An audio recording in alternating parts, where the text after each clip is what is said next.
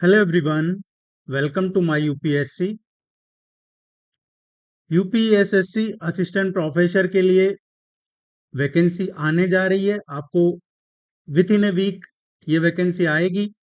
हम पिछले 1 डेढ़ महीने से इसकी चर्चा कर रहे थे कि ये जुलाई के लास्ट या अगस्त के फर्स्ट वीक में आएगी, तो इसी वीक में आपको जहाँ तक है ये वैकेंसी देखने को मिलेगी और इसकी अब प्रिपरेशन शुरू करवा रहे हैं। ये आज पहला ही क्लास है इसका। UPSSC assistant professor advertisement number 52 उसका है ये।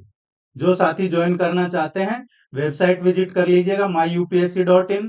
इस नंबर पे कांटेक्ट कर सकते हैं। टेस्ट सीरीज ज्वाइन करने का लिंक कमेंट सेक्शन में भी है और डिस्क्रिप्शन में भी है। कोई भी साथी चैनल ज्वाइन करके और ये ना समझे कि वो कोर्स ज्वाइन किया है, चैनल ज्वाइन करना वो ऑप्शन देता है यूट्यूब कि कोई आपको सपोर्ट करना चाहे तो उसके लिए फैसिलिटी देता है। तो कोई भी वो 159 149 179 का ज्वाइन करके स्क्रीनशॉट ना भेजे, क्योंकि उसका कोर्स से कोई लेना देना नहीं है। कोर्स के लिए अगर आप असिस्टेंट प्रोफेसर का कोर्स ज्वाइन करना चाहते हैं तो हिंदी मीडियम में 1000 रुपीज है इसकी फीस, और इंग्लिश मीडियम में 1100 रुपीज इसकी फीस रखी हुई है। और आज से ही ये बैच शुरू किया है। इसमें आपका पूरा सिलेबस करवाया जाएगा, उसके प्रैक्टिस टेस्ट करवाए जाएंगे यूनिट वाइज, जो टोटल 6 यूनिट है वो। और आपको इसमें फुल लेंथ टेस्ट भी देखने को मिलेंगे, रिवीजन भी करवाया जाएगा। पहले भी इसकी तैयारी करवाई है। अभी रिसेंट जो बैच करवाया था, जो अप्रैल 2026 में एग्जाम लगा था, उसमें 90 के आसपास टेस्ट थे। उससे पहले में भी सफिशियंट प्रैक्टिस टेस्ट करवाए थे। लगभग 500 से ज्यादा प्रैक्टिस टेस्ट असिस्टेंट प्रोफेसर के मिल जाएंगे आपको। और जो एडवर्टाइजमेंट नंबर 50 51 जो 2 बार हुआ, इसकी सफिशियंट प्रिपरेशन करवाई है, सारे चैनल पे अवेलेबल है। तो जो साथी ज्वाइन करना चाहते हैं इस नंबर पे कांटेक्ट कर सकते हैं या इस नंबर पे कर सकते हैं। हमारे जो सम्मानित शिक्षक हैं, प्रिंसिपल और एचएम की प्रिपरेशन कर रहे हैं, उनका बैच ऑलरेडी शुरू हो चुका है और उसमें 3 यूनिट कंप्लीट हो चुकी है। चौथा यूनिट अब शुरू करेंगे। उसमें यूनिट नंबर 7, यूनिट नंबर 11 और यूनिट 12, ये 3 हो चुके हैं। अब अगला यूनिट किया जाएगा। प्रिंसिपल के लिए और एचएम के लिए कोई ज्वाइन करना चाहते हैं साथी, तो 1400 रुपए उसका हिंदी मीडियम में फीस है और 1600 रुपए उसका इंग्लिश मीडियम के लिए फीस है। Let's begin. Modern Indian history से शुरू कर रहे हैं। जो हमारे प्रिंसिपल और एचएम के साथी हैं, आपका जो एंशियंट और मिडाइवल हिस्ट्री वाला पार्ट है वो आपको अलग से करवाया जाएगा। 1857 का रिवोल्ट यहां से शुरू कर रहे हैं, क्योंकि हमारे जो असिस्टेंट प्रोफेसर का सिलेबस है उसमें यहीं से शुरू है मॉडर्न हिस्ट्री। और इस बार नेगेटिव मार्किंग भी है, पैटर्न में भी टोटल वही कर दिया है। 120 क्वेश्चन सभी एग्जाम्स के लिए अब, जिसमें 90 आपके सब्जेक्ट के हैं और 30 जनरल स्टडीज के पूछे जाएंगे। 1857 का जो विद्रोह है, ये भारतीय इतिहास की जो इम्पोर्टेंट इवेंट्स है, घटनाएं हैं, उनमें से एक है। अलग अलग जो हिस्टोरियन है, इतिहासकार है, उन्होंने अलग अलग नाम से इसको संबोधित किया है। तो इसका अंग्रेज इतिहासकारों का क्या मानना है इसके बारे में, अंग्रेज इतिहासकारों का क्या मानना है। तो अंग्रेज इतिहासकार इसको सिपाही विद्रोह मानते हैं। अंग्रेज जो इतिहासकार हैं वो इसको सिपाही विद्रोह मानते हैं, सिपोई म्यूटिनी, अंग्रेज इतिहासकारों के अकॉर्डिंग। वीडी सावरकर, वीर विनायक दामोदर सावरकर, इनके अकॉर्डिंग ये भारत का पहला स्वतंत्रता संग्राम था। और ये पूछा भी जाता है कई बार कि इसको किसने फर्स्ट वॉर कहा है। First war of independence, Bharat का प्रथम स्वतंत्रता संग्राम। इनका कहना था कि ये एक सुनियोजित, राष्ट्रव्यापी और संगठित संघर्ष था, जिसका उद्देश्य विदेशी सत्ता को उखाड़ फेंकना था। ये वीडी सावरकर का मानना था। जेम्स आउटरम व डब्ल्यू टेलर, जेम्स आउटरम और डब्ल्यू टेलर, इनके अकॉर्डिंग ये एक मुस्लिम कॉन्स्पायरेसी थी। क्या था? मुस्लिम कॉन्स्पायरेसी। ये एक मुस्लिम षड्यंत्र था जेम्स आउटरम और डब्ल्यू टेलर के अकॉर्डिंग। बेंजामिन डिजरायली, इनके अकॉर्डिंग ये एक नेशनल रिवोल्ट था। इनके अकॉर्डिंग ये एक नेशनल रिवोल्ट था, राष्ट्रीय विद्रोह। बेंजामिन डिजरायली का भी अक्सर एग्जाम में पूछा जाता है कि 1857 के बारे में इनका क्या मत था, इन्होंने क्या व्याख्या की थी। तो ये नेशनल रिवोल्ट बताया था इन्होंने। टी आर होम्स का मानना था कि ये सभ्यता के विरुद्ध बर्बरता का संघर्ष था। जो सभ्यता है उसके विरुद्ध बर्बरता का संघर्ष था। L E R Rees, L E R Rees के अकॉर्डिंग ईसाइयों के विरुद्ध धर्म युद्ध। इनका मानना था कि जो ईसाई हैं उनके खिलाफ ये युद्ध, धर्म युद्ध लड़ा गया था। Doctor S N Sen, doctor S N Sen के अकॉर्डिंग इनकी बुक भी पूछ ली जाती है 1857। 1857 इनकी पूछ लिया जाता है कि ये किसकी बुक है। तो ये डॉक्टर एस एन सेन की है। सैनिक विद्रोह के रूप में शुरू हुआ था। इनका मानना है कि ये 1857 का विद्रोह एक सैनिक विद्रोह के रूप में शुरू हुआ था। फिर कुछ क्षेत्रों में जन समर्थन मिला और जन समर्थन मिलने पे ये जन विद्रोह में बदल गया। आरसी मजूमदार का क्या मानना है इसको लेके? तो आरसी मजूमदार का मानना है sepoy mutiny and the revolt of 1857। ये दोनों ही कहते हैं इनके अकॉर्डिंग। ये सिपोई म्यूटिनी भी था, जो सिपाही विद्रोह है वो, और ये इसको रिवोल्ट भी कहते हैं, रिवोल्ट ऑफ 1857, सिपाही mutiny and the revolt of 1857 according to RC Majumdar. ये इनका कहना था कि ये न तो पहला था, न राष्ट्रीय था, और न स्वतंत्रता संग्राम था। ये कुछ सीमित भौगोलिक विस्तार था, अधिकांश भारत इससे अप्रभावित रहा। ये आरसी मजूमदार का कहना था। एरिक स्टॉक्स, एरिक स्टॉक्स के अकॉर्डिंग इनकी एक रचना है, बुक भी है इस पे, वो ध्यान रखना में, the peasant, the peasants and the Raj, the peasants and the Raj. इनका कहना था कि जो कृषक और तालुकदार वर्ग है उसकी भूमिका पर इन्होंने बल दिया है इसमें, विशेषकर अवध को लेके, अवध को लेके जो अवध में विद्रोह हुआ उसको लेके इन्होंने ज्यादा बल दिया है इसमें कि किसान और सैनिक उन दोनों का जो नाराजगी थी, असंतोष था, वो सम्मिलित रूप से देखने को मिला। विपिन चंद्र का इनकी है एक मॉडर्न इंडिया या इंडिया स्ट्रगल फॉर इंडिपेंडेंस लिखा है इन्होंने, और उसमें साम्राज्यवाद विरोधी संघर्ष संघर्ष की शुरुआत बताया था इन्होंने। परंतु इनका कहना था कि यह पूरी तरह से राष्ट्रीय आंदोलन नहीं था। तो ये कुछ हिस्टोरियंस, जो विद्वान कुछ लोगों ने इसके बारे में अपनी राय दी है, वो था। इसके क्या कॉज थे, कारण क्या थे 1857 के रिवोल्ट के? तो कुछ पॉलिटिकल कारण थे, राजनीतिक कारण थे। राजनीतिक कारण क्या थे? राजनीतिक कारण जैसे doctrine of lapse. Doctrine of lapse क्या है? राज्य हड़प की नीति, डलहौजी की राज्य हड़प की नीति थी। आगे चल के जब हम ये गवर्नर जनरल वायसराय या डिटेल में पढ़ेंगे, जब ये पूरी डॉक्ट्रिन ऑफ लैप्स ये सब डिटेल में पढ़ेंगे।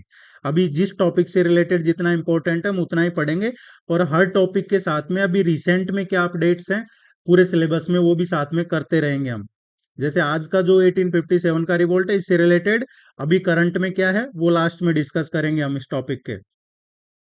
लॉर्ड डलहौजी ने लागू किया था डॉक्ट्रिन ऑफ लैप्स, बिना प्राकृतिक कोई भी जो उत्तराधिकारी है उसका, तो ऐसे राज्यों को जो ईस्ट इंडिया कंपनी है उनके द्वारा अपने राज्य में मिला लिया गया था।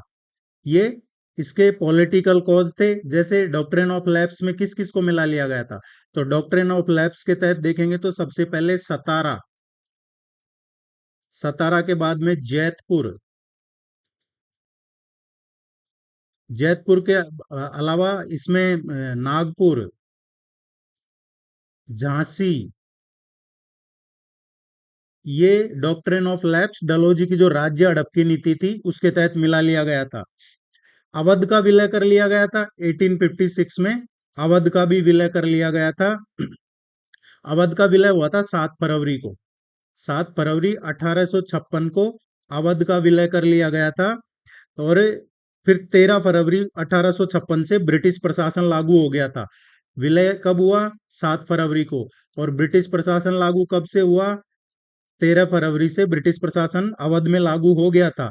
और डलहौजी ने जो कुशासन का आरोप लगा के और वहां का जो नवाब था अवध का, वाजिद अली शाह, उसको हटा दिया था और अवध को अपनी कंपनी में मिला लिया था।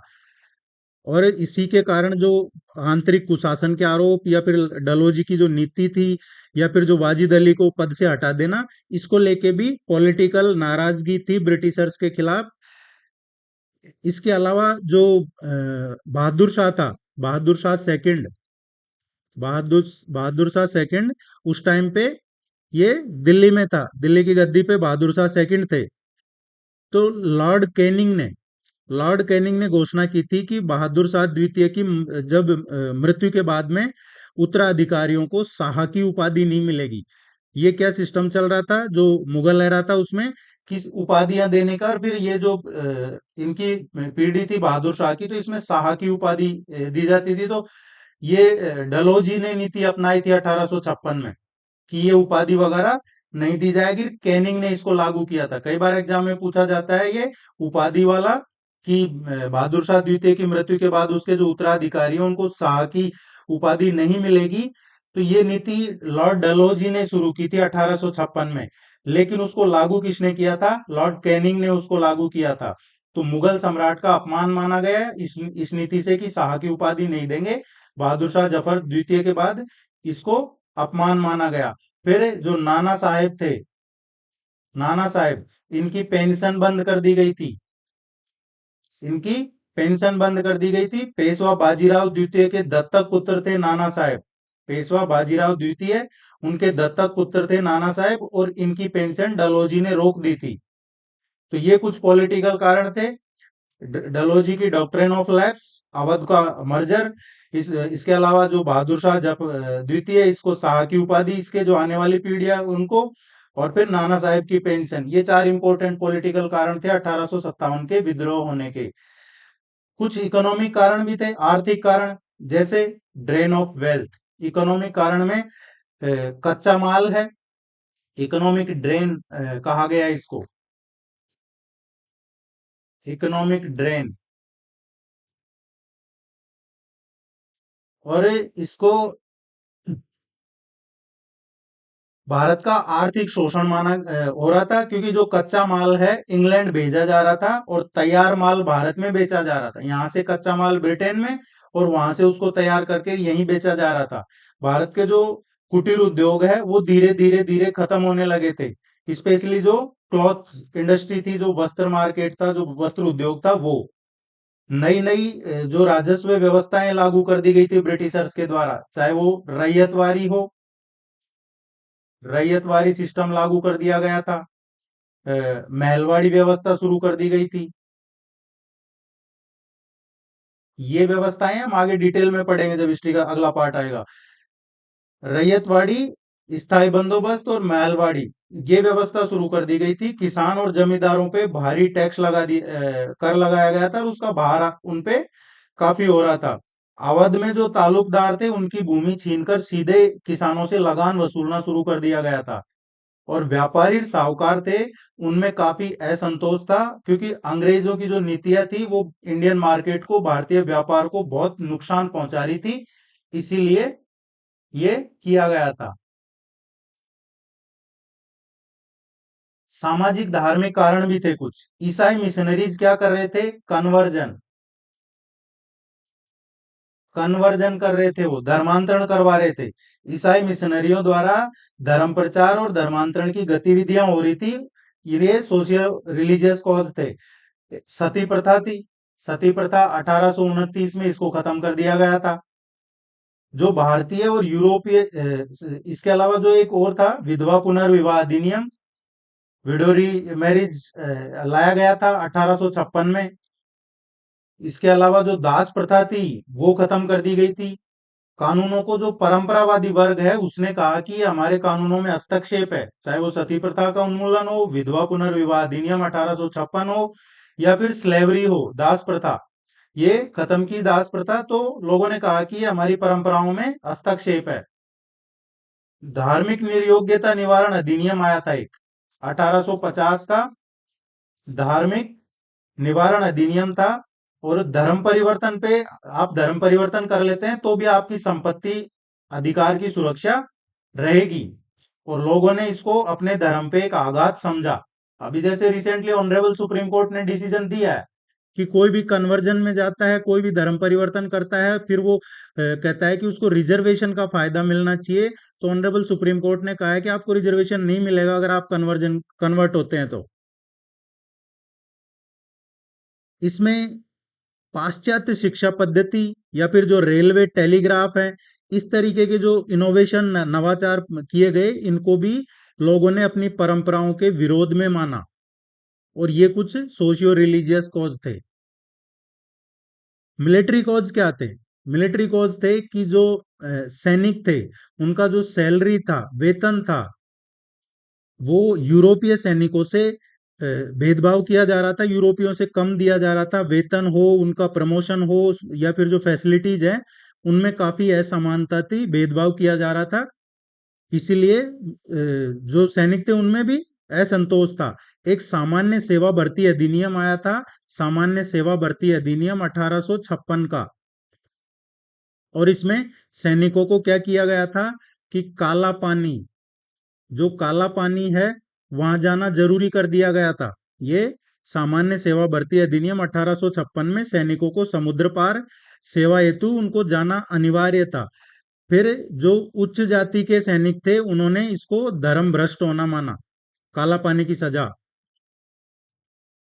बंगाल सेना में अवध और यूपी के जो सैनिक थे, उनकी संख्या काफी ज्यादा कर दी गई। और अवध जब विलय किया गया तो सीधा प्रभाव इन्हीं सैनिकों पे पड़ा। बंगाल की जो बंगाल सेना थी, उसमें अवध और यूपी क्षेत्र के सैनिकों की संख्या ज्यादा थी। जब अवध का विलय किया गया तो सीधा प्रभाव इन्हीं सैनिकों पर पड़ा। ये कुछ मिलिट्री कॉज थे। कुछ एडमिनिस्ट्रेटिव और अदर रीजंस भी थे, प्रशासनिक कारण। जैसे नॉर्थ वेस्ट वेस्ट जो प्रोविंस है, नॉर्थ वेस्ट प्रोविंस, इसमें सर्वे किया गया और बंदोबस्त के टाइम पे इसमें जो पुराने जमींदार और तालुकदार थे, उनको भूमि से वंचित कर दिया गया। एक भू राजस्व बंदोबस्त की काफी कठोरता की गई। और ये की गई नॉर्थ वेस्ट प्रोविंस में। वहां पे सर्वे किया और फिर सर्वे के बाद में जो पुराने जमींदार थे, वो उनको अपनी भूमि से उनको वंचित कर दिया गया। जो जुडिशियल सिस्टम था, न्यायिक व्यवस्था थी, वो काफी जटिल कर दी गई थी। अंग्रेजी भाषा में कार्रवाई, महंगे महंगे मुकदमेबाजी, और आम जनता को न्याय से दूर किया गया। इसके अलावा जो भारतीय थे, उनका बहिष्कार था एक तरीके से। जो सिविल सर्विसेज वगैरह थी, उनमें जो उच्च पद थे, या फिर सेना में जो उच्च पद थे, उसमें भारतीय लगभग न के बराबर थे। तो ये भी प्रशासनिक कारण थे। इसका जो इमीडिएट कॉज था, इमीडिएट कॉज, तात्कालिक कारण क्या था? तात्कालिक कारण, एक नई एनफील्ड राइफल आई थी। उसमें जो कारतूस था, उसके ऊपर जो उसका खोलना होता था आवरण, उसको मुंह से काटना पड़ता था उस एनफील्ड राइफल में, जो उसका कारतूस था उसको। और ये खबर फैली कि इसमें गाय और सुअर की चर्बी का यूज किया जा रहा है। इस कारतूस में जो चर्बी है, ये कारतूस, इसमें कि गाय और सुअर की चर्बी का यूज किया जा रहा है। इससे क्या हुआ, जो हिंदू और मुस्लिम दोनों सैनिक थे, जो दोनों ग्रुप थे सेना में, वो इससे आहत हुए। और यहीं से फिर चिंगारी तत्काल भड़की, जब मंगल पांडे, 34वीं नेटिव इन्फेंट्री, बैरकपुर, उन्होंने मेजर ह्यूशन और एडजुटेंट लेफ्टिनेंट बॉफ थे, उन पे हमला किया। तो ये तात्कालिक कारण थे। अब ये शुरू कहां से हुआ विद्रोह? 9 मई 1857 को, 9 मई 1857 को मेरठ में 85 सैनिकों ने चर्बी लगे कारतूसों के प्रयोग से इनकार कर दिया था। और उस कारण उनको क्या किया, कोर्ट मार्शल किया गया, उनको कठोर कारावास दिया गया, हथकड़ी, बेड़ी, ये सब सजाएं सुनाई गई। 9 मई 1857 को मेरठ में जो 85 सैनिक थे, उन्होंने चर्बी लगे कारतूसों का प्रयोग करने से इनकार कर दिया। और जब इनको कठोर कोर्ट मार्शल किया गया, इन सैनिकों का, इनको कठोर कारावास दिया गया, तो इससे क्षुब्ध होके और जो मेरठ के सैनिक थे, उन्होंने इस पे गुस्सा करके, और 10 मई को, 10 मई 1857 संडे को, रविवार, उन्होंने मेरठ के सैनिकों ने खुला विद्रोह कर दिया और अंग्रेज अधिकारियों की उन्होंने हत्या कर दी। बंदी सैनिक थे जिनको मुक्त करवाया और फिर दिल्ली की ओर कूच किया इन्होंने। और 11 मई को ये दिल्ली पहुंचे और वहां पे जो काफी वृद्ध थे उस टाइम, बहादुर शाह द्वितीय, जिनको बादशाह घोषित किया हुआ था, उनको एक प्रतीकात्मक नेतृत्व मान लिया गया। अब इसमें विद्रोह हुआ, उसके बाद में ब्रिटिशर्स ने क्या किया, जगह जगह घेराबंदी शुरू कर दी। घेराबंदी कहाँ से शुरू की? दिल्ली की घेराबंदी की गई ब्रिटिशर्स के द्वारा। जून 1857 में अंग्रेजों ने दिल्ली की रिज पे मोर्चा स्थापित करके घेराबंदी शुरू कर दी। यहाँ पे जनरल बख्त खान था, उसने बख्त खान, बहादुर शाह द्वितीय एक नाम मात्र के थे, बाकी जनरल यहाँ पे बख्त खान थे। उन्होंने बरेली से आकर विद्रोही सेना का सैन्य नेतृत्व संभाला। और लंबी घेराबंदी के बाद फिर 14 सितंबर 1857 को जॉन निकलसन के नेतृत्व में अंग्रेजी सेना ने जो कश्मीरी गेट है वहां से एंट्री की दिल्ली में। और इस आक्रमण में जो निकलसन थे वो भी स्वयं घायल हो गए थे, बाद में मारे गए वो। और 20 सितंबर 1857 पे फिर दिल्ली पे वापस सी अंग्रेज अधिकार में आ गए थे। अंग्रेजों ने वापस सी इस पे दिल्ली पे अधिकार कर लिया था। तो इसमें इंपॉर्टेंट क्या है? John Nicholson. दिल्ली में किस ब्रिटिशर ने लीड किया था? जॉन निकलसन ने। जॉन निकलसन ने लीड किया था, ये ध्यान रखना है हमें, ये पूछा जा सकता है। 20 सितंबर 1857 को वापसी कब्जा कर लिया। इसके बाद में ब्रिटिशर्स ने क्या किया? बहादुर शाह द्वितीय को हुमायूं के मकबरे से गिरफ्तार कर लिया और उनका जो पुत्र था मिर्जा मुगल, खिजर सुल्तान और अबू बकर, इनको कैप्टन हॉडसन ने गोली मार दी थी। बहादुर शाह को तो गिरफ्तार कर लिया और इनके जो बेटे थे उनको कैप्टन हॉडसन ने गोली मार दी थी। कानपुर की घेराबंदी जून 1857 में नाना साहब के नेतृत्व में विद्रोही सैनिकों ने कानपुर में जो यू व्हीलर था, कौन था यहाँ पे कानपुर में? Sir you wheeler. Sir you wheeler थे और इनकी सेना को घेर लिया था। लगभग 3 हफ्ते की घेराबंदी के बाद बड़ी मुश्किल से वो वहां से सुरक्षित निकले। और फिर जो सैनिक, अंग्रेज सैनिक और नागरिक थे, उनको यहाँ से जो सती चौरा घाट है वहां ले जाया गया, जहां गोलीबारी में लोगों को मारा गया था। ये पूछा जाता है कई बार एग्जाम में, सती चारा, जो सती चौरा घाट है वो पूछ लिया जाता है। बची हुई जो महिलाएं बच्चे थे उनको बीबी घर में रखा गया और 15 और 16 जुलाई को उनकी भी हत्या कर दी गई और इसको बीबी घर हत्याकांड भी कहा जाता है। बाद में जनरल कॉलिन कैंपवेल ने कानपुर पे दिसंबर 1857 में वापस से अधिकार कर लिया गया था।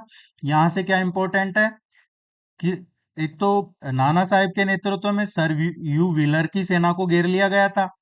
बाद में फिर जो 3 सप्ताह की घेराबंदी के बाद सुरक्षित निकासी के वादे पे ब्रिटिशर्स ने सुरक्षित निकासी का वादा किया था। और उसी के बाद अंग्रेज सैनिक और जो यहाँ पे सिविलियंस थे उनको सती चौरा घाट ले जाया गया, लेकिन ब्रिटिशर्स ने वहां पे महिला और बच्चों को बीबी घर में रखा और बाकी सबको गोली मारी। और 15 और 16 जुलाई को फिर इनकी भी हत्या कर दी गई, जिनको बीबी घर में रखा गया था। बाद में जनरल कॉलिन कैंपवेल ने कानपुर पे अधिकार किया था। ये उसी टाइम का है। लखनऊ रेजिडेंसी की घेराबंदी जुलाई 1857। इसमें बेगम हजरत महल के नेतृत्व में, लखनऊ में बेगम हजरत महल, बेगम हजरत महल के नेतृत्व में विद्रोहियों ने लखनऊ रेजिडेंसी को घेर लिया था। और यहाँ पे मुख्य कमिश्नर कौन था? जो मुख्य आयुक्त था सर हेनरी लॉरेंस था। लॉरेंस, हेनरी लॉरेंस, लखनऊ में। और इसमें जब इनके नेतृत्व में लखनऊ रेजिडेंसी को घेरा तो इसकी मृत्यु हो गई थी सर हेनरी लॉरेंस की इसमें। इसके बाद में सितंबर 1857 में हेनरी हैवलॉक और जेम्स आउटरम, इन्होंने फर्स्ट रिलीफ यहाँ पे शुरू किया, जिनको घेर रखा था बेगम हजरत महल के नेतृत्व में ब्रिटिश अंग्रेजों को। तो हेनरी हैवलॉक और जेम्स आउटरम ने फर्स्ट रिलीफ शुरू किया या प्रथम राहत के रूप में रेजिडेंसी में प्रवेश किया, लेकिन वो खुद भी गिर गए। कौन? हेनरी हैवलॉक और जेम्स आउटरम। नवंबर 1857 में फिर वही जो कानपुर में था, कॉलिन कैंपवेल, उसने यहाँ पे सेकंड रिलीफ किया और जो ब्रिटिशर्स घिरे हुए थे उनको निकाला। और फिर मार्च 1858 में कैंपवेल ने लखनऊ पे भी अधिकार कर लिया, जनरल कॉलिन कैंपवेल। एक्चुअली क्या है कि जहां जहां विद्रोह किया था ना, वहां पे जो सबसे क्रूर जनरल थे ब्रिटिशर्स के, उनको भेजा गया था। झांसी और ग्वालियर अभियान, मार्च 1858 में जनरल यूरोज ने झांसी पे आक्रमण किया था। रानी लक्ष्मीबाई ने यहाँ पे वीरता पूर्वक किले की रक्षा की, लेकिन शहर के धीरे धीरे पतन के बाद में वे अपना उनका जो दत्तक पुत्र थे दामोदर राव, उनके साथ वो कालपी पहुंच गई थी। कालपी गई जहां पे तात्या टोपे और राव साहब से मिलकर उन्होंने एक संयुक्त रूप से ग्वालियर पे अधिकार कर लिया था। और फिर 17-18 जून को 17-18 जून 1858 को ग्वालियर के पास में कोटा की सराय है, कोटा की सराय में जनरल ह्यूरोज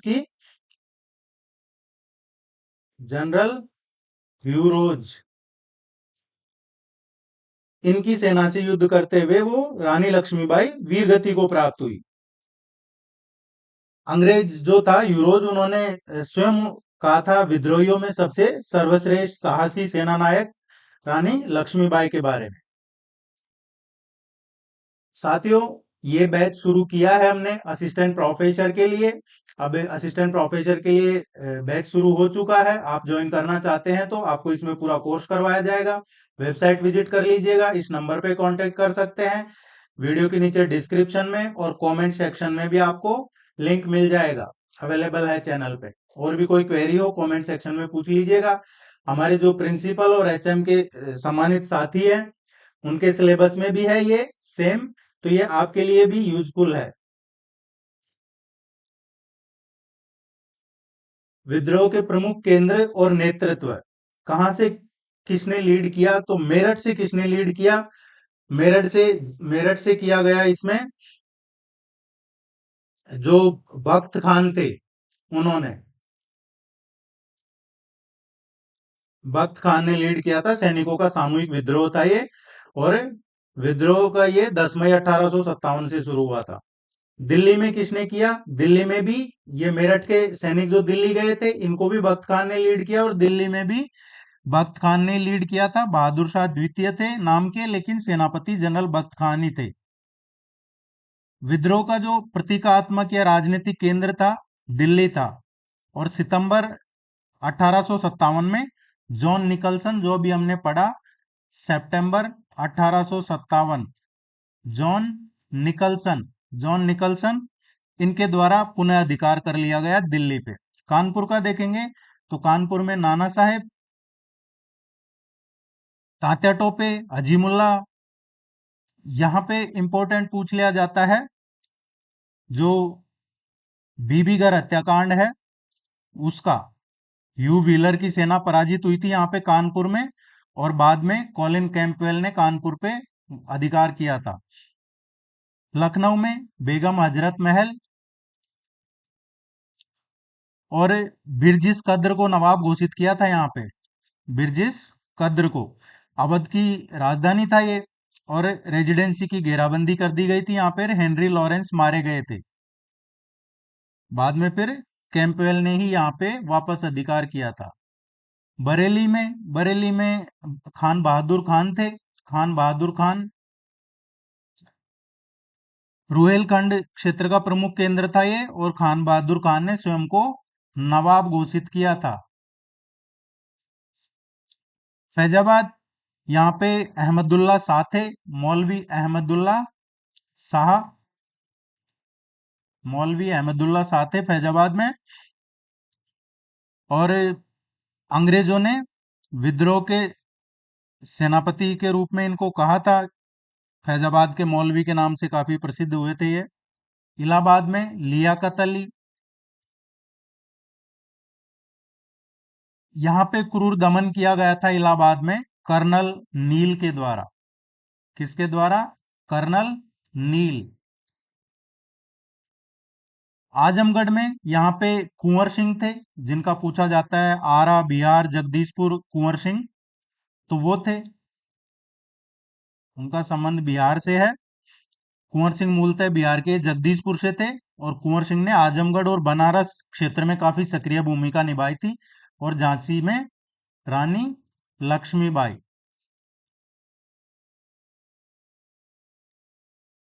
और भी जो अन्य क्षेत्र थे बिहार जगदीशपुर का ही देखें अगर हम, तो कुंवर सिंह, ये एग्जाम में अक्सर पूछा जाता है। आरा, बिहार, जगदीशपुर, कुंवर सिंह, इनका जो क्षेत्र था वैसे बिहार था। इंदौर और सेंट्रल इंडिया का देखेंगे तो यहाँ पे तात्या टोपे। हैदराबाद में तुरेबाज खान थे। डेक्कन में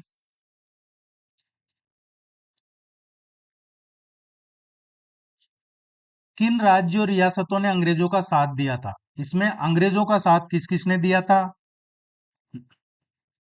इसमें देखिए, जो हम पढ़ रहे थे कुंवर सिंह का, तो आरा से जब आजमगढ़ अभियान चल रहा था तो बिहार से वो उत्तर प्रदेश का जो आजमगढ़ है वहां पे अंग्रेजों को कड़ी शिकस्त देने के बाद में यूपी से वो वापस लौट रहे थे, तो गंगा नदी को पार करते टाइम उनका अ, हाथ में गोली लगने से उनका स्वयं का हाथ काट के उन्होंने गंगा में अर्पित किया था। और जगदीशपुर उनका अंतिम विजय था, जब उन्होंने कैप्टन ली ग्रैंड की सेना को हराया था कुंवर सिंह ने। कौन सी राज्य रियासतें थी जिन्होंने अंग्रेजों का साथ दिया था? पटियाला। पटियाला, जिंद, जींद है ये। इसके अलावा ये पंजाब की थी। पंजाब की ये पटियाला, जींद, इन्होंने विद्रोह को फैलने से रोकने में सहायता सहायता की थी ब्रिटिशर्स की। हैदराबाद के जो निजाम थे, हैदराबाद के जो निजाम थे, उन्होंने भी अंग्रेजों के पक्ष में खड़े रहे थे वो।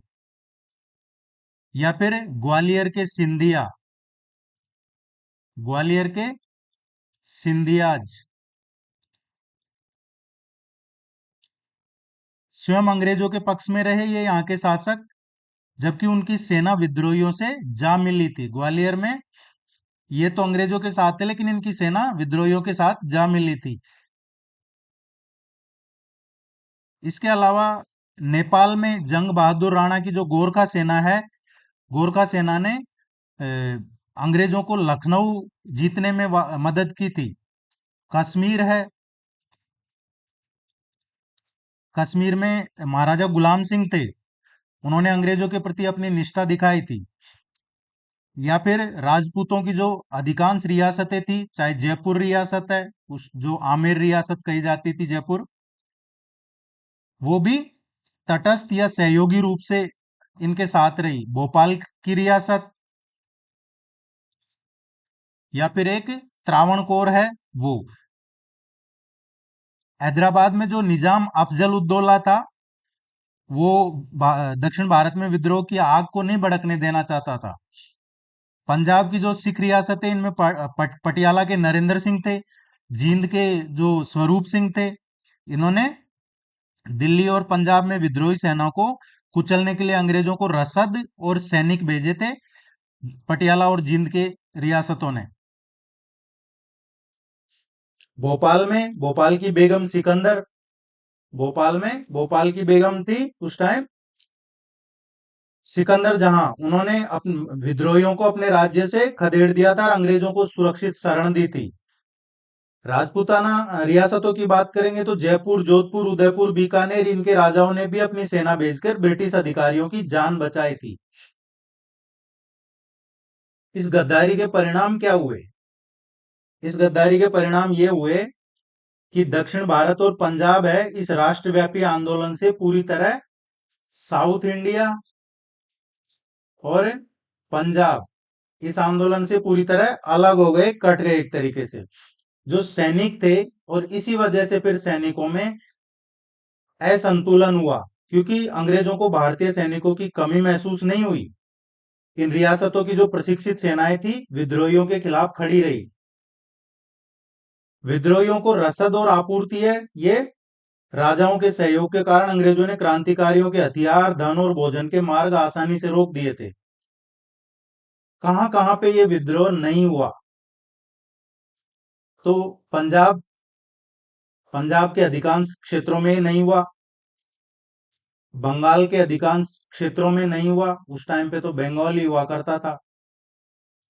बंगाल जो एक मद्रास प्रेसिडेंसी थी वहां पे नहीं हुआ, बॉम्बे प्रेसिडेंसी में नहीं हुआ, और हैदराबाद, मैसूर इनमें नहीं हुआ। ये मेरठ, दिल्ली, अवध, रोहिलखंड, बुंदेलखंड, बिहार इन भागों में सीमित था। क्योंकि दक्षिण भारत में जो मद्रास है ये पूरी तरह शांत रहा, वहां की सेना अंग्रेजों के प्रति वफादार रही। बंगाल प्रेसिडेंसी का भी यही हाल रहा। विद्रोह की शुरुआत बैरकपुर से जरूर हुई, लेकिन वहां के जमींदार वर्ग और जो मध्यम वर्ग था इन्होंने विद्रोह का समर्थन नहीं किया बंगाल में।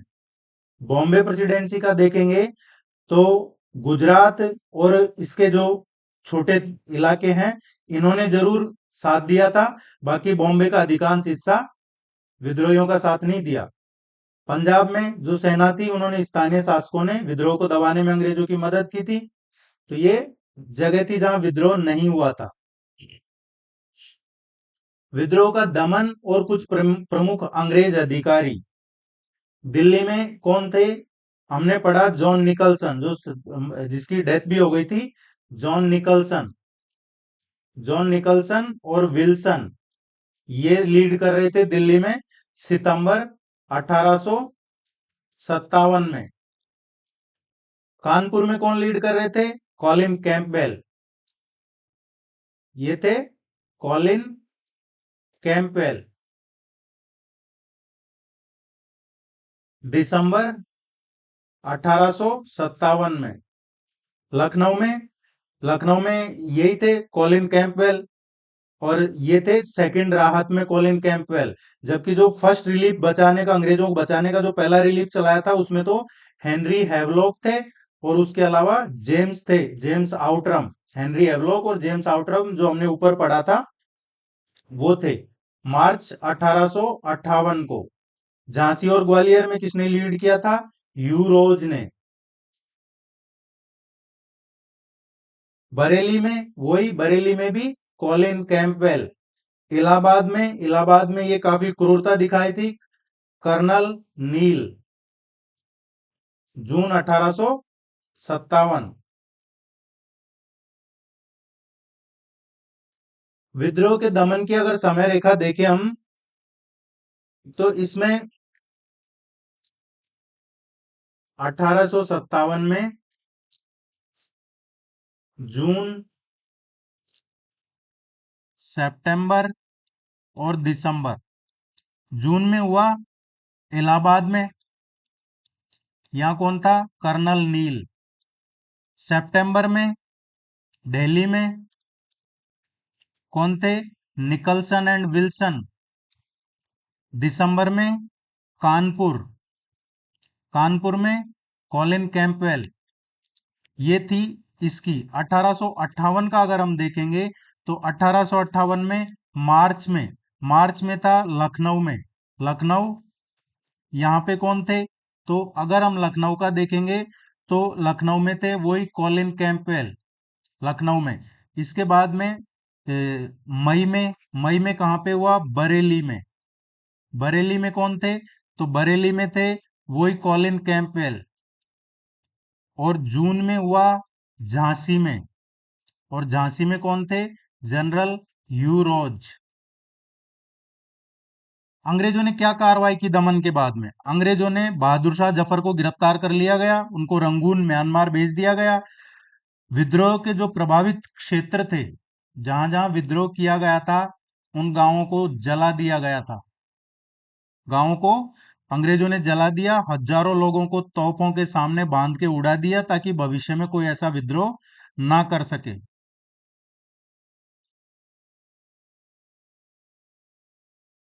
भारतीय नेता, प्रमुख भारतीय नेता, तो इसमें देखेंगे मंगल पांडे।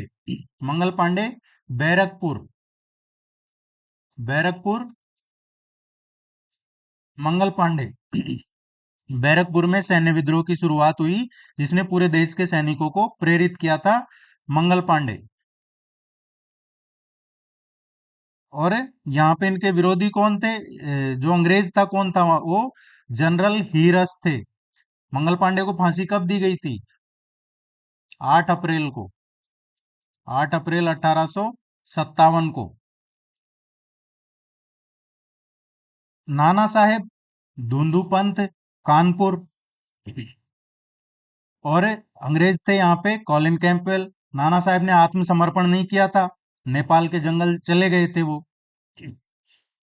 तात्या टोपे लीड कर रहे थे ग्वालियर या मध्य भारत में, ग्वालियर या मध्य भारत में। और तात्या टोपे पकड़ में आए थे मान सिंह, राजा मान सिंह की गद्दारी से।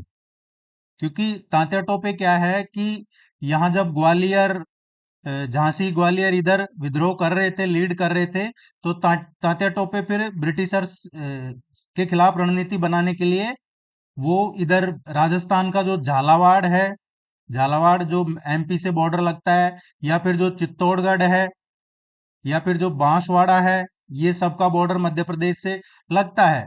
तो यहाँ पे चले गए थे और यहाँ पे इन्होंने झालावाड़ पे का जो राजा था उसका, उससे अपना गद्दी लेके खुद वहां शासन शुरू कर दिया था, बांसवाड़ा में भी।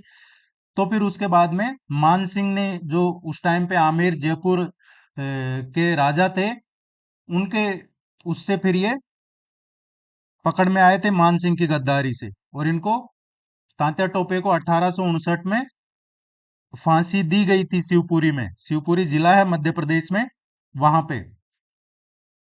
बेगम हजरत महल लखनऊ या अवध। और यहाँ पे कॉलिन कैंपवेल थे, अंग्रेजों का इन्होंने प्रस्ताव ठुकरा दिया था, और बाद में बेगम हजरत महल ने नेपाल में जाके शरण ली थी। खान बहादुर खान, खान बहादुर खान ने बरेली, बरेली में थे। और यहाँ पे भी कॉलिन कैंपवेल ही था, पकड़े गए थे और बरेली में इनको फांसी दे दी गई थी खान बहादुर खान को। मौलवी अहमदुल्ला शाह, तो ये फैजाबाद। कॉलिन कैंपवेल और जो पोवायन के राजा थे उनकी गद्दारी से पकड़ में आए थे। कुंवर सिंह, जिनका अक्सर एग्जाम में पूछ लिया जाता है, आरा, जगदीशपुर, बिहार। यहाँ पे इनके खिलाफ थे विसेंट आयर या ली ग्रैंड, ली ग्रैंड या ली ग्रैंड और विंसेंट आयर थे। युद्ध के घावों के कारण इनका फिर निधन हुआ था। आगे रानी लक्ष्मीबाई, रानी लक्ष्मीबाई का पड़ा हमने झांसी। जनरल यूरोज थे, इन्होंने युद्ध मैदान में वीर गति प्राप्त की थी 18 जून 1858 को। बख्त खान थे, जो दिल्ली से लीड कर रहे थे, इनके सामने जॉन निकलसन थे, जॉन निकलसन। और इनका निधन हो गया था 1859 में। बहादुर शाह जफर है, ये दिल्ली में ही थे नाम मात्र के। इनको गिरफ्तार करके रंगून भेज दिया गया था, 1862 में फिर इनकी मृत्यु हो गई। अवध की विशेष भूमिका रही है। अवध का जब विलय किया गया, तो उत्तर प्रदेश में विद्रोह की सबसे बड़ी पृष्ठभूमि रहा अवध। यहाँ पे नवाब वाजिद अली शाह को हटा दिया गया था और कलकत्ता भेज दिया गया था। इसके बाद अवध के जो तालुकदार थे, उनकी भूमि और अधिकार छीनने की वजह से यहाँ पे विद्रोही एक साथ जुट गए थे। और ये विद्रोह सैनिक मात्र से न रह के और जन आंदोलन का व्यापक रूप ले लिया था अवध में। उत्तर प्रदेश के देखे कुछ इंपॉर्टेंट लीडर्स यहाँ पे लीड किया, तो शाहमल थे। शाहमल, इन्होंने लीड किया था बागपत से, बड़ौत बागपत। बागपत से लीड किया था जाट किसानों को संगठित करके, जो 84 गांव हैं इनका नेतृत्व किया था। और 18 जुलाई 1857 को ये युद्ध में ही वीर गति को प्राप्त हुए। देवी सिंह, ये राया मथुरा मथुरा क्षेत्र में इन्होंने स्वयं को राजा घोषित करके समानांतर शासन स्थापित किया था, और लगभग लगभग 6 महीने तक इन्होंने शासन किया था मथुरा में। और फिर बाद में इनको भी पकड़ के और फांसी दी गई थी। राणा बेनी माधव सिंह, राणा बेनी माधव सिंह ये शंकरपुर रियासत से थे, रायबरेली शंकरपुर रियासत, शंकरपुर रायबरेली अवध के सबसे शक्तिशाली विद्रोही नेताओं में से एक थे। और जौनपुर और आजमगढ़ के जो प्रशासनिक नियुक्त किए गए थे, अंत में संघर्षरत हुए और नेपाल में इनका निधन हुआ था। राजा देवी भक्त सिंह थे, गोंडा। बेगम हजरत महल के सहयोगी थे ये, और गोंडा क्षेत्र में विद्रोह का नेतृत्व किया था इन्होंने। धार्मिक सौहार्द के साथ चले। राजा जयलाल सिंह थे, राजा जयलाल सिंह है ये आजमगढ़, हालांकि इनका जो कर्म क्षेत्र था लखनऊ था, और जन्म इनका आजमगढ़ में हुआ था, लेकिन ये लखनऊ। बेगम हजरत महल के साथ में ये सेनापति थे। और एक युद्ध हुआ था चिनहट, चिनहट युद्ध में जो विजय मिली थी, उसमें इनकी काफी इंपॉर्टेंट भूमिका थी, राजा जयलाल सिंह। और फिर इनको 1859 में फांसी दी गई थी। विद्रोह की असफलता के क्या कारण थे? विद्रोह की असफलता के जो कारण थे वो ये थे कि ये एक तो ऑर्गेनाइज्ड नहीं था, ऑर्गेनाइज्ड नहीं था, संगठित नहीं था, नेतृत्व का अभाव था, सुनियोजित रणनीति संगठन का अभाव रहा, या फिर जो आधुनिक हथियार नहीं थे, संसाधन नहीं थे। अंग्रेजों के पास तो सैन्य टेक्नोलॉजी भी थी, रेलवे की फैसिलिटी थी अंग्रेजों के पास, टेलीग्राफ की फैसिलिटी थी। या फिर जो बंगाल, बॉम्बे, मद्रास थे, उन्होंने साथ नहीं दिया वो प्रेसिडेंसी। इसके अलावा जो सिख, गोरखा और दक्षिण भारतीय रियासतें थी, उन्होंने भी जो क्रांतिकारी थे उनका साथ नहीं दिया। और फिर विद्रोहियों के पास में कोई स्पष्ट राजनीतिक योजना नहीं थी। वो पुरानी व्यवस्था की पुनर्स्थापना चाहते थे, मुख्यतः इसीलिए। विद्रोह का परिणाम क्या हुआ? कुछ तात्कालिक परिणाम हुए। तो तात्कालिक परिणाम क्या हुए? 1858 का एक्ट आ गया, भारत सरकार अधिनियम 1858। ईस्ट इंडिया कंपनी के शासन का अंत हुआ। जो ईस्ट इंडिया कंपनी का शासन चल रहा था उसका अंत कर दिया गया, और एक एक्ट लाया गया, गवर्नमेंट ऑफ इंडिया एक्ट 1858। और इसमें ब्रिटिश क्राउन डायरेक्ट रूल करेगा भारत में, और वायसराय अब बना दिया गया। जो पहले गवर्नर जनरल हुआ करता था, गवर्नर जनरल, अब वो वायसराय हो गया। ये पूछा जाता है अक्सर एग्जाम में। और पहला वायसराय कौन था? लॉर्ड कैनिंग, लॉर्ड कैनिंग पहला वायसराय नियुक्त कर दिया गया। भारतीय सेना का पुनर्गठन किया गया। यूरोपीय और भारतीय सैनिकों का जो रेशियो था वो बदल दिया गया। बंगाल में जो उच्च जाति सैनिक थे उनकी संख्या घटा दी गई, और फूट डालो राज्य करो की एक नीति पे काम शुरू किया गया। और 1858 के बाद ही भारतीय और जो यूरोपीय सैनिक थे इनका अनुपात बदल के, और जो तोप खाने या जो इंपॉर्टेंट स्ट्रेटेजिक जगह थी वहां पे यूरोपीय सैनिकों को लगाया गया। भारतीयों को उच्च पद और प्रशासनिक पदों से भी दूर रखा गया। देशी रियासतों के प्रति जो नीति थी उसमें भी इन्होंने परिवर्तन किया। जो विलय की नीति का त्याग था, या जो रियासतों को संरक्षण था, उसमें भी इन्होंने परिवर्तन किया गया। कुछ लॉन्ग टर्म सिग्निफिकेंस हुए इसके, दीर्घकालीन।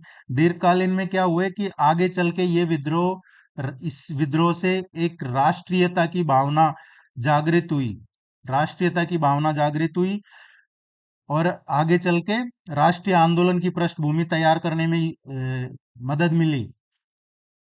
रानी लक्ष्मीबाई हो, कुंवर सिंह है, बेगम हजरत महल, ये आगे चल के पीढ़ियों के लिए प्रेरणा स्रोत बने।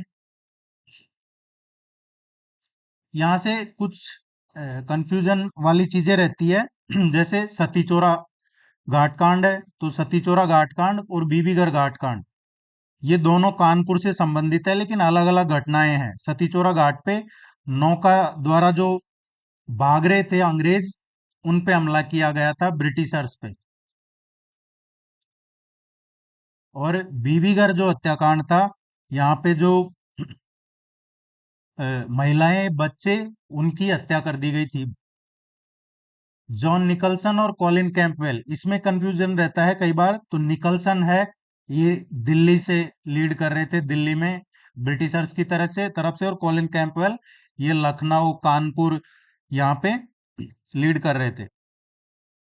हेनरी लॉरेंस, हेनरी लॉरेंस है, ये लखनऊ रेजिडेंसी में मारे गए थे, लखनऊ रेजिडेंसी में।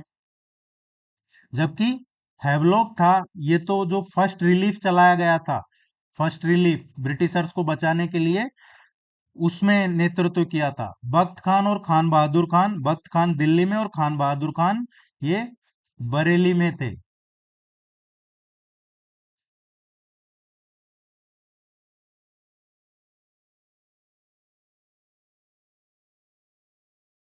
इसको लेके अभी रिसेंट क्या अपडेट है? देखिए, सफिशिएंट प्रैक्टिस टेस्ट करेंगे, एक एक चीज क्लियर हो जाएगी, निश्चिंत रहिएगा। पूरे sufficient unit wise practice test और फुल लेंथ टेस्ट, और इसमें मिनिमम कम से कम 60+ आपको टेस्ट मिलेंगे। पिछली बार 90+ करवाए थे, वो डिपेंड करता है एग्जाम पे, लेकिन 60 तो मिनिमम है। अब यहाँ पे नई चीजें देखे इससे संबंधित, तो अभी क्या है, अंबाला में आजादी की पहली लड़ाई का शहीद स्मारक, ये एग्जाम में पूछा जा सकता है। हरियाणा गवर्नमेंट द्वारा अंबाला छावनी में लगभग 600 से 700 करोड़ की लागत से आजादी की जो पहली लड़ाई है, इसमें शहीद स्मारक का निर्माण किया गया है यहाँ पे, अभी रिसेंटली। और ये जो शहीद स्मारक है, ये बनाया जा रहा है, और अब ये इसके लास्ट फेज में है, और इसका उद्घाटन अभी थोड़े टाइम में देखने को मिलेगा। प्राइम मिनिस्टर मोदी इसका उद्घाटन करते हुए नजर आएंगे। तो हमें ध्यान रखना है, हमसे पूछा जाएगा आजादी की पहली लड़ाई का शहीद स्मारक अंबाला, 1857 विद्रोह की 169th वर्षगांठ 10 मई 2026 को इसके 169वीं वर्षगांठ मनाई है। जिस दिन मेरठ में विद्रोह शुरू हुआ था, उस दिन को माना गया है। और इस अवसर पे सरकार, मीडिया, शैक्षणिक संस्थानों द्वारा भारत का जो पहला स्वतंत्रता संग्राम था, इसमें जो अमर बलिदान हुआ, मंगल पांडे, रानी लक्ष्मीबाई, नाना साहेब, तात्या टोपे, इनका स्मरण किया गया है। तो कौन सी वर्षगांठ मनाई अभी? 169वीं। मंगल पांडे की 199वीं जयंती, ये काफी इंपॉर्टेंट है। 19 जुलाई को रिसेंटली प्राइम मिनिस्टर, जो लोकसभा अध्यक्ष है या फिर गृह मंत्री है, ऑनरेबल डिफेंस मिनिस्टर है, इन्होंने ये और लोगों ने श्रद्धांजलि दी है। मंगल पांडे की 199वीं जयंती थी अभी 19 जुलाई 2026 को। मंगल पांडे का जन्म बलिया उत्तर प्रदेश में हुआ था। मंगल पांडे का जन्म बलिया में हुआ था, उत्तर प्रदेश में। इसको लेके कुछ ऐतिहासिक शोध है। कैम्ब्रिज यूनिवर्सिटी ने अभी रिसेंटली ही, जो मेरठ में शुरू हुई थी 1857 का, इस पे एक काफी डिटेल्ड लेख आया है। एक इतिहासकार है William R Pinch, William R Pinch, इनकी एक लेख आया है इस पे। और इसमें कहा, इन्होंने कहा है कि जो मेरठ से शुरू हुआ उसको कम दिखाया गया। इनका एक लेख आया जिसमें रिसर्च लेख है इनका, काफी डिटेल्ड। कैम्ब्रिज यूनिवर्सिटी प्रेस द्वारा एक नया शोध ग्रंथ निकाला है। उसमें कहा है कि जो मेरठ में घटना हुई है, उसके जो महत्व था उसको कम दिखाया है लोगों ने, कम बताया गया है। अभी जो, वैसे तो काफी सारी चीजें हिस्ट्री में लिखी है, जो सेलेक्टिव लिखी है, ये सच्चाई है। ये इंपॉर्टेंट 1857 की क्रांति पे था। इसी तरीके से आगे आपको पूरा सिलेबस करवाएंगे। वेबसाइट विजिट कर लीजिएगा, इस नंबर पे कांटेक्ट कर लीजिएगा। वैसे लिंक डिस्क्रिप्शन में कमेंट सेक्शन में अवेलेबल है। टेस्ट सीरीज ज्वाइन कर लीजिएगा। कुछ साथी क्या है, बाद में ज्वाइन करते हैं तो फिर वो उनका ढंग से रिवीजन नहीं हो पाता है। अगर आप सीरियसली प्रिपरेशन कर रहे हैं तो यही राइट टाइम है। Thank you very much. नमस्कार।